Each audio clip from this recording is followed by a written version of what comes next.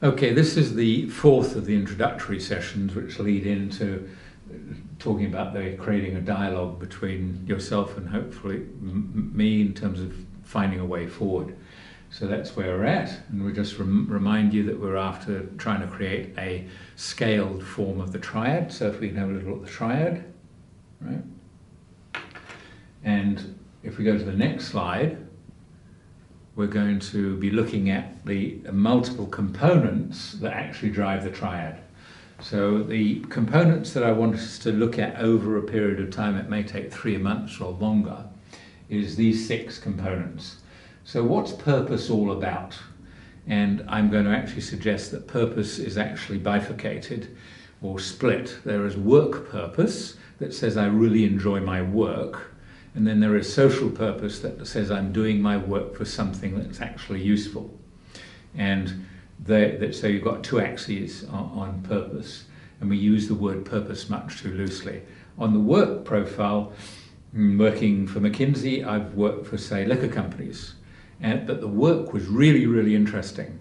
I'm doubtful seriously about the social purpose of the work that I was doing. On the other hand, in the Fred Hollows Foundation, which we talked about before, the work was fantastically interesting, but the social purpose was fantastic at the same time. So I was in the top right-hand corner of the social versus and work purpose, and therefore the triad worked really well. So each situation has to be looked at and thought of very creatively in terms of how do I create an intense interest in work at every level in the organization, and also how do I align that work to a social purpose beyond ourselves. So that's that double event going on. So we'll talk about that in purpose. In work, what's really interesting is, other than a professor called Elliot Jarks, there is no normative language about talking about work. We talk about tinker, tailor, soldier, sailor, IT specialist, marketing guy, sales guy, and so there's no normative way of talking about these tasks.